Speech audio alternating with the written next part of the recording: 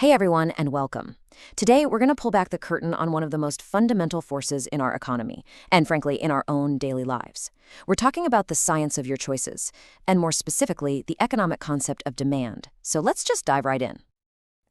Okay, so let me start by asking you something.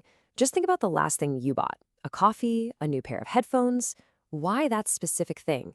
Was it just, a whim? Or is there something deeper going on, a whole science behind it?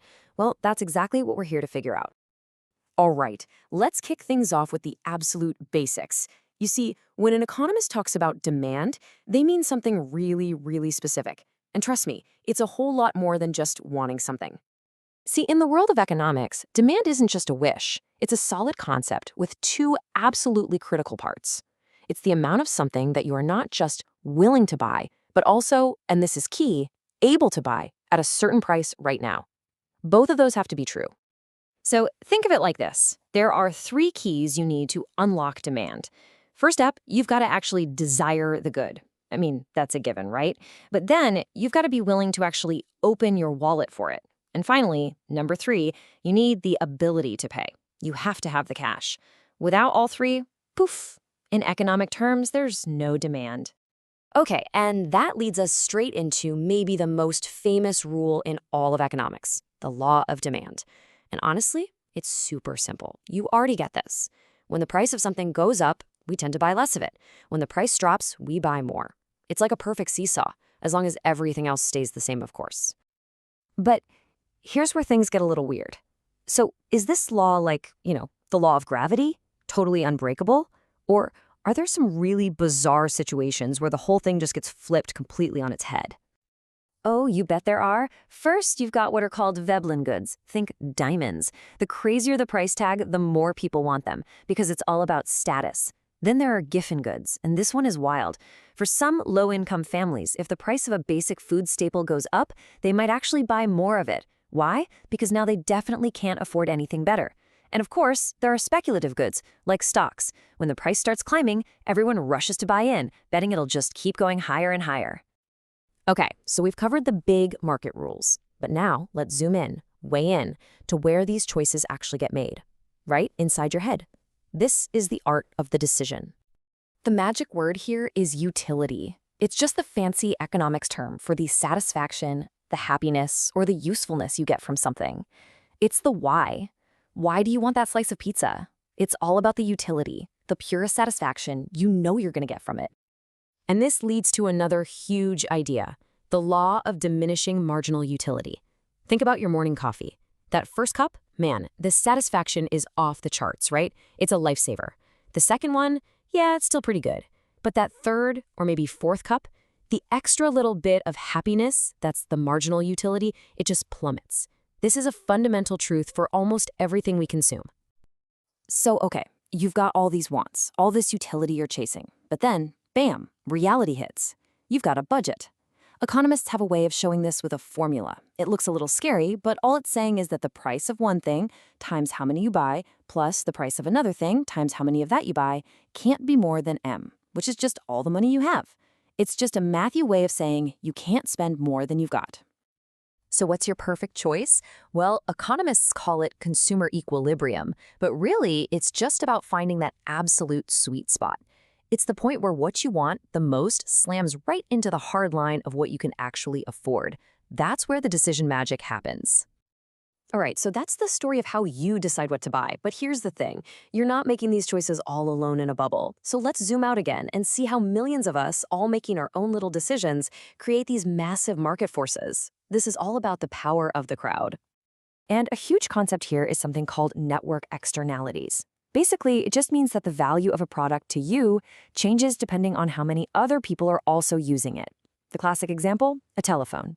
A phone is a paperweight if you're the only person on Earth with one. Its entire value comes from the network of other people who also have one.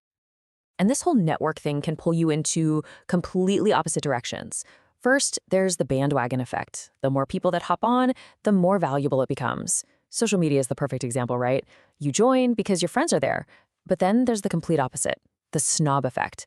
Think of a super exclusive piece of art. Its value comes from the fact that hardly anyone has it. The moment it becomes common, its value to that buyer just tanks. Okay, now here's a term for a feeling you've definitely had before: consumer surplus. Let's say you go to buy a concert ticket, and in your head, you're totally willing to pay $50 for it. But you get to the checkout, and it's only $30. That $20 difference, that, phew, what a deal feeling. That's your consumer surplus. So, if our choices follow all these predictable patterns, doesn't that mean someone could, predict them? Well, that's what this next part is all about. We're looking at how businesses basically try to gaze into a crystal ball to figure out what you're going to buy next. And this whole process has a name: demand forecasting.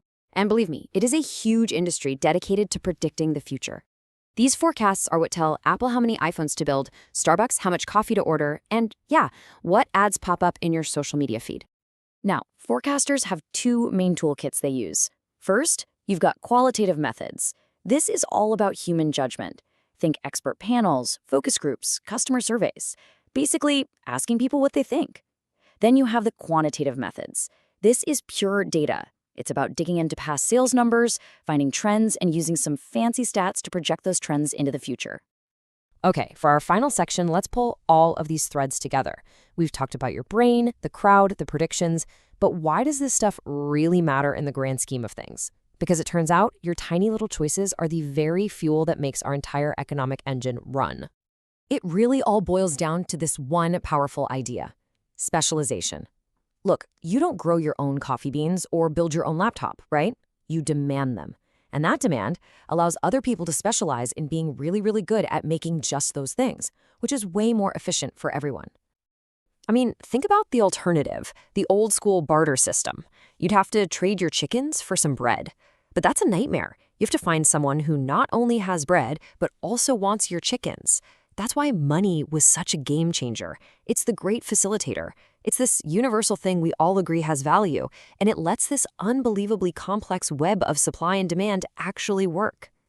And since money is so central, we have to keep track of its value, what it can actually buy.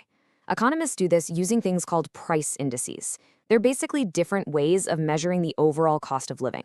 Now, as you can see, different methods have different biases. Some might overestimate inflation, others might underestimate it. Getting it right is a huge challenge, but these numbers are incredibly important. They affect everything from your pay raise to national economic policy. So, there you have it. From that first cup of coffee in the morning all the way up to the entire global economy, it's all connected by the hidden science of your choices. And that just leaves us with one last question to chew on. Now that you see the system, the psychology, the forecasting, who's really in the driver's seat? Is it you? Or are you just part of a predictable pattern? Something to think about next time you pull out your wallet.